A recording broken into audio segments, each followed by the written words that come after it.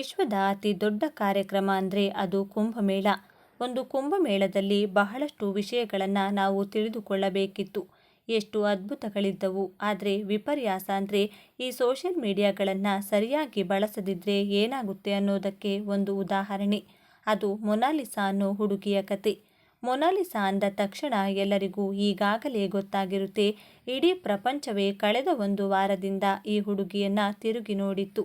ಇಡೀ ವಿಶ್ವವೇ ಅವಳಿಗೆ ಮನಸೋತಿತ್ತು. ಇಂತಹ ಹುಡುಗಿಗೆ ಈಗ ಏನಾಯ್ತು?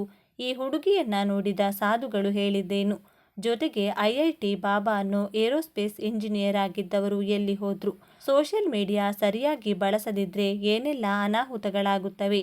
ಮಾಧ್ಯಮಗಳು ಸರಿಯಾಗಿ ಕೆಲಸ ಮಾಡದಿದ್ದರೆ ಏನೆಲ್ಲ ಆಗುತ್ತೆ ಅನ್ನೋದನ್ನು ಈ ವಿಡಿಯೋದಲ್ಲಿ ನೋಡೋಣ. ಅದಕ್ಕೂ ಮುಂಚೆ ನೀವಿನ್ನು ನಮ್ಮ ಚಾನಲ್ನ ಸಬ್ಸ್ಕ್ರೈಬ್ ಮಾಡ್ಕೊಂಡಿಲ್ಲ ಅಂದರೆ ಈಗಲೇ ಸಬ್ಸ್ಕ್ರೈಬ್ ಮಾಡ್ಕೊಳ್ಳಿ. ಹಾಗೆ ಈ ವಿಡಿಯೋಗೆ ಒಂದು ಲೈಕ್ ಮಾಡಿ ತಪ್ಪದೆ ಕೊನೆವರೆಗೂ ನೋಡಿ.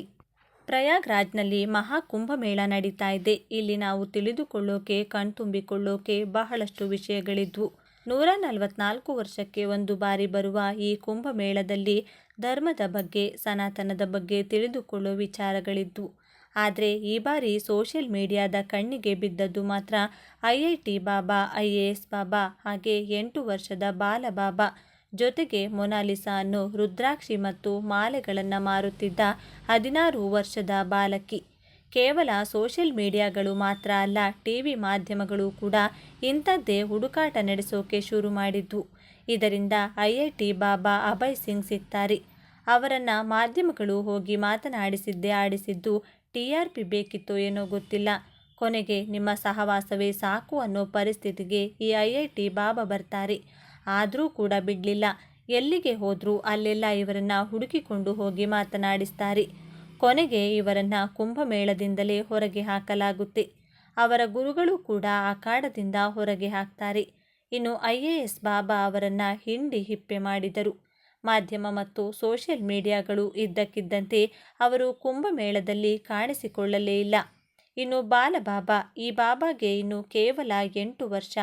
ಯೂಟ್ಯೂಬರ್ ಹೋಗಿ ಬಾಲ ಸಾಧುವನ್ನು ಸಂದರ್ಶನ ಮಾಡ್ತಾರೆ. ಆಗ ಕೇಳ್ತಾರೆ, ನೀವಿನ್ನು ಕೇವಲ 8 ವರ್ಷ, ಯಾರೋ ಚಾಕ್ಲೇಟ್ ಕೊಡ್ತೀನಿ, ಮಿಠಾಯಿ ಕೊಡ್ತೀನಿ ಅಂತ ಕರೆದುಕೊಂಡು ಹೋಗಿ ಸಾಧು ಮಾಡಿದ್ರಾ ಅಂತ. ಇದು ಒಬ್ಬ ಯೂಟ್ಯೂಬರ್ ಕೇಳೋ ಪ್ರಶ್ನೆ ಏನ್ರಿ? ಅದಕ್ಕೆ ಬಾಲಬಾಬಾ ಕೊಟ್ಟ ಉತ್ತರ ಏನು ಗೊತ್ತಾ? ನಾನು ಬಾಲಕನ, ನನಗೆ ಯಾರೂ ಮಿಠಾಯಿ ಕೊಡ್ತೀನಿ ಅಂತ ಹೇಳಿಲ್ಲ. ನಾನು ಸನಾತನ ಧರ್ಮ ಉಳಿಸೋಕೆ ಬಂದಿದ್ದೇನೆ. ಇದು ಶಿವನ ಕೃಪೆ. ಎಲ್ಲರೂ ಸಾಧು ಆಗೋಕೆ ಆಗಲ್ಲ. ನಾನು ಸಾಧುವಾಗಿದ್ದೇನೆ. ಆದರೆ ನೀನು ಆಗ್ತೀನಿ ಅಂದರೂ ಆಗಲ್ಲ. ನಿನ್ನೊಳಗೆ ಏನು ಯೋಚನೆ ಮಾಡ್ತಿದ್ದೀಯ ಅಂತ ನನಗೆ ಗೊತ್ತಾಗುತ್ತೆ ಅಂತಾರೆ ಈ ಬಾಲಬಾಬಾ. ಆ ಬಾಲಬಾಬಾನ ಮಾತು ಕೇಳಿದರೆ ಹಬ್ಬ, 8 ವರ್ಷದ ಬಾಲಕನ ಅಂತ ಆಶ್ಚರ್ಯ ಆಗುತ್ತೆ. ಯೂಟ್ಯೂಬರ್ ಮತ್ತೆ ಕೇಳ್ತಾನೆ, ನೀನು ಓದೋದು ಬಿಟ್ಟು ಮೈತುಂಬ ಬೂದಿ ಬಳಿದುಕೊಂಡು ಕೂತ್ಕೊಂಡಿದ್ದೀಯಲ್ಲ, ಸ್ಕೂಲಿಗೆ ಹೋಗಲ್ವಾ ಅಂತ. ಅದಕ್ಕೆ ಬಾಲಸಾಧು, ಶಾಲೆಗೆ ಹೋಗಲ್ಲ, ನಾನು ಸನಾತನ ಧರ್ಮವನ್ನು ಕಲಿತಿದ್ದೇನೆ. ನೀವು ಕೂಡ ಸನಾತನ ಧರ್ಮದ ಬಗ್ಗೆ ಮೊದಲು ತಿಳಿದುಕೊಳ್ಳಿ. ನಾನು ಸನಾತನ ಧರ್ಮವನ್ನು ಉಳಿಸೋಕೆ ಇರೋದು. ಇದು ಆ ಮಹಾದೇವನ ಕೃಪೆ ಅಂತ ಹೇಳ್ತಾರೆ. ಆ ಮಾತುಗಳು ಹೇಗಿತ್ತು ಅಂದರೆ ಯೂಟ್ಯೂಬರ್ ಕೂಡ ಸ್ವಲ್ಪ ಕಕ್ಕಾಬಿಕ್ಕಿಯಾಗ್ತಾನೆ. 8 ವರ್ಷಕ್ಕೆ ಸನಾತನ ಧರ್ಮ ಉಳಿಸ್ತೀನಿ ಅನ್ನೋ ಈ ಬಾಲಬಾಬನ ಜ್ಞಾನವೇ ಅಪಾರ ಅನಿಸುತ್ತೆ. ಇನ್ನು ನೀವೆಲ್ಲರೂ ಕಾಯ್ತಾ ಇರೋದು ಮುಖ್ಯವಾಗಿ ಮೊನಾಲಿಸಾ ಅನ್ನೋ ಹೆಣ್ಣು ಮಗಳ ಬಗ್ಗೆ. ಈಕೆಗೆ ಏನಾಯಿತು ಅಂತ. ಅದು ಯಾರು ಈಕೆಯ ವಿಡಿಯೋ ಮಾಡಿದ್ರು, ಮೊದಲು ರಿಲೀಸ್ ಮಾಡಿದ್ರು, ಇನ್ಸ್ಟಾಗ್ರಾಮ್ನಲ್ಲಿ ಹಾಕಿದ್ರು ಗೊತ್ತಿಲ್ಲ. ಆದರೆ ಆಕೆ ರಾತ್ರೋರಾತ್ರಿ ವೈರಲ್ ಆಗ್ತಾಳೆ. ಕುಂಭಮೇಳದಲ್ಲಿ ಜನರು ಕುಂಭಮೇಳವನ್ನು ಬಿಟ್ಟು ಆಕೆಯನ್ನು ಹುಡುಕುವ ಕೆಲಸವನ್ನು ಶುರು ಮಾಡ್ತಾರೆ. ಈ ಮೊನಾಲಿಸಾ ಅನ್ನೋ ಹೆಣ್ಣು ಮಗಳು ರುದ್ರಾಕ್ಷಿ ಮಾಲೆ, ತುಳಸಿ ಮಾಲೆ, ಹೀಗೆ ಮಾಲೆಗಳನ್ನು ಮಾರಾಟ ಮಾಡ್ತಿದ್ದ ಹುಡುಗಿ. ಎಷ್ಟೋ ಕೋಟಿ ಜನರ ಮಧ್ಯೆ ಈಕೆ ವೈರಲ್ ಆಗ್ತಾಳೆ. ಜನ ಇವಳ ಹತ್ತಿರ ಹೋಗಿ ಫೋಟೋ ತೆಗೆಸಿಕೊಳ್ಳೋದು, ವಿಡಿಯೋ ಮಾಡಿಕೊಳ್ಳೋದು ಇದೇ ಕೆಲಸವಾಗುತ್ತೆ. ಆಕೆ ವ್ಯಾಪಾರ ಮಾಡೋಕೆ ಕಷ್ಟವಾಗುತ್ತದೆ. ಈ ಮೊನಾಲಿಸಾ ಮೂಲತಃ ಮಧ್ಯಪ್ರದೇಶದ ಇಂದೋರ್ನ ಮಹೇಶ್ವರಂನ ಸಾಮಾನ್ಯ ಬಡ ಕುಟುಂಬದ ಹೆಣ್ಣು ಮಗಳು. ಈಕೆ ಗಮನ ಸೆಳೆದಿದ್ದೇ ಈಕೆಯ ಕಣ್ಣುಗಳಿಂದ. ಈಕೆಯ ಕಣ್ಣುಗಳು ಬೆಕ್ಕಿನ ಕಣ್ಣುಗಳ ಹಾಗೆ ಆಕರ್ಷಕವಾಗಿದ್ದವು. ಇದೇ ಈಕೆಗೆ ಒಂದು ರೀತಿಯ ವರವಾದರೆ ಇನ್ನೊಂದು ರೀತಿ ಶಾಪವಾಗೋಯ್ತು. ಮೊದಮೊದಲು ಫೋಟೋ, ವಿಡಿಯೋ ಆಕೆಗೂ ಖುಷಿ ಕೊಡ್ತಿತ್ತು. ಯಾರಾದರೂ ಕೇಳಿದರೆ ಫೋಟೋ ತೆಗೆಸಿಕೊಳ್ತಾ ಇದ್ಲು, ವಿಡಿಯೋಗೆ ಜೊತೆಗೆ ನಿಂತುಕೊಳ್ತಾ ಇದ್ಲು. ಆದರೆ ಯಾವಾಗ ವೈರಲ್ ಆದ್ಲೋ ಆಗ ಮಾಧ್ಯಮದವರು ಒಂದು ಕಡೆಯಿಂದ, ಇನ್ನೊಂದು ಕಡೆಯಿಂದ ಸೋಷಿಯಲ್ ಮೀಡಿಯಾದವರು, ಮತ್ತೊಂದು ಕಡೆಯಿಂದ ಜನರು ಹೀಗೆ ಈಕೆ ಹಿಂದೆ ಬೀಳ್ತಾರೆ. ಹಾಗಂತ ಕೆಟ್ಟ ದೃಷ್ಟಿ ಅಂತಲ್ಲ, ಕೆಲವರು ಒಳ್ಳೆಯ ದೃಷ್ಟಿಯಿಂದಲೇ ನೋಡ್ತಾರೆ. ಇನ್ನು ಕೆಲವರದ್ದು ಬೇರೆಯದೇ ಲೆಕ್ಕಾಚಾರ, ಬೇರೆಯೇ ತಲೆಯಲ್ಲಿ ಓಡ್ತಾ ಇರುತ್ತೆ. ಕುಂಭಮೇಳದಲ್ಲಿ ನೋಡೋದು, ತಿಳಿದುಕೊಳ್ಳೋದು ಸಾಕಷ್ಟಿದೆ. ಆದರೆ ಅದೆಲ್ಲವನ್ನ ಬಿಟ್ಟು ಎಲ್ಲರೂ ಯಾವಾಗ ಹಿಂದೆ ಬೀಳ್ತಾರೋ, ಮೊದಲು ಆಕೆಯ ಫೋಟೋ ತೆಗೆಸಿಕೊಳ್ಳೋಕೆ ನಿಂತುಕೊಳ್ತಿದ್ದವಳು ಬರ್ತಾ ಬರ್ತಾ ಹೇಗಾಗೋಯ್ತು ಅಂದರೆ, ಯಾರ ಸಹವಾಸವೂ ಬೇಡ, ನನ್ನ ವ್ಯಾಪಾರ ಮಾಡೋಕೆ ಬಿಡಿ ಅಂದರೂ ಕೂಡ ನಮ್ಮ ಜನರು ಬಿಡಲಿಲ್ಲ. ಇದೆಲ್ಲದರ ಮಧ್ಯೆ ಬಹಳಷ್ಟು ಜನರು ತೊಂದರೆ ಕೊಡುತ್ತಿದ್ದ ವೇಳೆ ಸಾಧುಗಳು ಬಂದು ಅವರನ್ನು ದೂರ ಕಳಿಸಿ ಆಕೆಯನ್ನು ಅವರಿಂದ ಕಾಪಾಡ್ತಾರೆ. ಆದರೆ ಆಗ ಒಬ್ಬ ನಾಗಸಾಧು ಹೇಳ್ತಾರಂತೆ, ಈಕೆ ಸಾಮಾನ್ಯ ಹುಡುಗಿಯಲ್ಲ, ಸಂಬಾಲದಿಂದ ಈಕೆ ಬಂದಿದ್ದಾಳೆ ಅಂತ. ಗೊತ್ತಾಗಲಿಲ್ಲ. ಆದರೆ ಆ ಸಾಧು ಯಾಕೆ ಆ ಮಾತನ್ನು ಹೇಳಿದ್ರು ಅಂತ. ಯಾಕಂದರೆ ಆ ಹುಡುಗಿಯ ಅಪ್ಪ ಅಮ್ಮ ಕೂಡ ರುದ್ರಾಕ್ಷಿ ಮಾಲೆ ಮಾರಿಕೊಂಡಿದ್ರು. ಹೀಗೆ ಮಾಲೆಗಳನ್ನು ಮಾರುತ್ತಿದ್ದಾಗ ಈ ಹುಡುಗಿ ಸಂಬಾಲದಿಂದ ಬರೋದು ಅಂದರೆ ಏನರ್ಥ? ಹೋಗಲಿ ಬಿಡಿ, ಅದೇನು ತಲೆ ಕೆಡಿಸಿಕೊಳ್ಳೋಕ್ಕಾಗಲ್ಲ. ಯೋಚನೆ ಮಾಡ್ತಾ ಹೋದರೆ ತುಂಬ ಸಮಯ ತೆಗೆದುಕೊಳ್ಳುತ್ತೆ. ನಂತರ ನಮ್ಮ ಜನರು ಎಷ್ಟರ ಮಟ್ಟಿಗೆ ಅಂದರೆ ಒಂದು ರೀತಿಯಲ್ಲಿ ಕಿರುಕುಳವನ್ನು ಕೊಡ್ತಾರೆ. ಆಗ ಆಕೆ ಮುಖಕ್ಕೆ ಮಾಸ್ಕನ್ನು ಹಾಕ್ಕೊಂಡು ವ್ಯಾಪಾರ ಮಾಡೋಕೆ ಹೋಗ್ತಾಳೆ. ಆಗಲೂ ಕೂಡ ಬಿಡಲಿಲ್ಲ. ಕೊನೆಗೆ ಟೋಪಿ ಹಾಕ್ಕೊಂಡು ವ್ಯಾಪಾರ ಮಾಡಿದರೂ ಬಿಡಲಿಲ್ಲ. ಹುಚ್ಚರಂತೆ ಫೋಟೋ ಮತ್ತು ವಿಡಿಯೋಗೆ ಹೋಗಿ ನಿಂತುಕೊಂಡ್ರು. ಅವಳು ಒಪ್ಪದೇ ಇದ್ದಾಗ ಕೆಟ್ಟ ಪದಗಳನ್ನು ಬಳಸಿ 16 ವರ್ಷದ ಬಾಲಕಿಗೆ ಬೈತಾರೆ ಅಂದರೆ ಇವರೆಲ್ಲ ಮನುಷ್ಯರ? ಅದರಲ್ಲೂ ಒಬ್ಬ ಹೇಳ್ತಾನಂತೆ, ನಾನು ನಿನ್ನನ್ನು ಎತ್ತಾಕೊಂಡು ಹೋಗ್ತೀನಿ ಅಂತ. ಇಂಥವರ ಮಧ್ಯೆ ಅವರ ಹೊಟ್ಟೆ ತುಂಬಿಸಿಕೊಳ್ಳುವುದಾದರೂ ಹೇಗೆ? ಹಾಳಾಗೋಗ್ಲಿ, ಒಂದು ಫೋಟೋವನ್ನು ಆಕೆ ಜೊತೆ ತೆಗೆದುಕೊಂಡು ಮಾಲೆ ಏನಾದರೂ ಖರೀದಿ ಮಾಡಿದರೆ ಅವಳ ಜೀವನಕ್ಕೂ ದಾರಿಯಾಗ್ತಾ ಇತ್ತು. ಅವರ ಕುಟುಂಬದವರ ಹಸಿವು ಕೂಡ ನೀಗ್ತಾ ಇತ್ತು. ಆದರೆ ನಮ್ಮ ಜನರಿಗೆ ಎಲ್ಲವೂ ಬಿಟ್ಟಿಯಾಗೇ ಬೇಕು. ಬಡವರ ಮನೆಯ ಹೆಣ್ಣು ಮಕ್ಕಳು ನೋಡೋಕೆ ಚೆನ್ನಾಗಿದ್ರೆ ಅಂದರೆ ನೋಡುವವರ ದೃಷ್ಟಿ ಎಲ್ಲೆಲ್ಲೋ ಹೋಗುತ್ತೆ.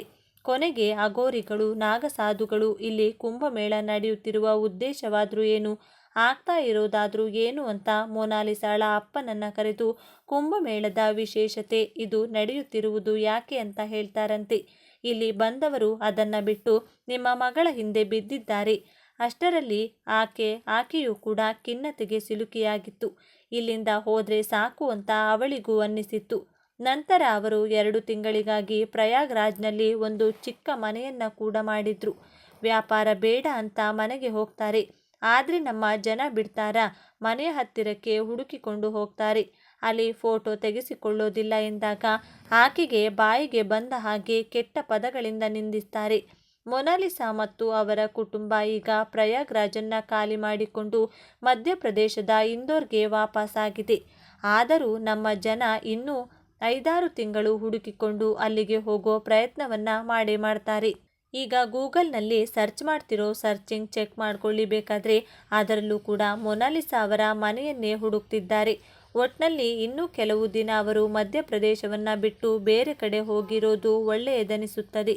ಅಂದಹಾಗೆ ಇವರು ಮೈಸೂರಿಗೂ ಬಂದು ಮಾಲೆಗಳನ್ನು ಮಾರಿದ್ರಂತೆ. ಇಲ್ಲಿ ಲಕ್ಷ ಜನಗಳ ಮಧ್ಯೆ ಕಣ್ಣಿಗೆ ಕಾಣದ ಮೊನಾಲಿಸಾ ಅಲ್ಲಿ ಕೋಟ್ಯಾಂತರ ಜನರ ಮಧ್ಯೆ ಕಾಣಿಸಿದ್ದೇ ವಿಪರ್ಯಾಸ ಅನ್ನಿಸುತ್ತದೆ. ಏಕೆ ಇನ್ಸ್ಟಾಗ್ರಾಮ್ನಲ್ಲಿ ಕೇವಲ 2 ದಿನದಲ್ಲಿ 17,000 ಫಾಲೋವರ್ಸ್ ಜಾಸ್ತಿಯಾಗಿದ್ದಾರೆ ಅಂದರೆ ಜನ ಹೇಗೆ ಅಂತ ಯೋಚನೆ ಮಾಡಿ. ಆದರೆ ಇಲ್ಲಿ ಮೊದಲು ವಿಡಿಯೋ ಮಾಡಿದವರು ಕೆಟ್ಟವರು ಅಂತ ನಾವು ಹೇಳ್ತಾ ಇಲ್ಲ. ಇಲ್ಲಿ ಅವಳನ್ನು ನೋಡಲು ಹೋದವರೆಲ್ಲರೂ ಕೆಟ್ಟವರು ಅಂತ ಹೇಳ್ತಾ ಇಲ್ಲ. ಕೆಟ್ಟ ದೃಷ್ಟಿಯಲ್ಲಿ ನೋಡಿದವರ ಸಂಖ್ಯೆ ಹೆಚ್ಚಾಗಿ ಸಿಗುತ್ತದೆ. ಈಗಾಗಲೇ ಮೊನಾಲಿಸಾ ಕುಂಭಮೇಳ ಅನ್ನೋ ಹೆಸರಲ್ಲಿ ಬಹಳಷ್ಟು ಫೇಕ್ ಅಕೌಂಟ್ಗಳು ಓಪನ್ ಆಗಿವೆ. ಇದೊಂಥರ ಜನ ಮರುಳು, ಜಾತ್ರೆ ಮರುಳು ಅನ್ನೋ ಥರ ಆಗಿದೆ. ಯಾರದ್ದೋ ಖುಷಿಗಾಗಿ ಇನ್ಯಾರದ್ದೋ ಜೀವನ ಕಿತ್ತುಕೊಳ್ಳುವುದು ಎಷ್ಟು ಸರಿ? ಕುಂಭಮೇಳದಲ್ಲಿ ಆಧ್ಯಾತ್ಮಿಕ ವಿಷಯಗಳನ್ನು ಬಿಟ್ಟು ಬೇರೆ ಎಲ್ಲ ವಿಷಯಗಳಿಗೂ ತಲೆಕೆಡಿಸಿಕೊಳ್ತಾ ಇದ್ದಾರೆ ಜನ.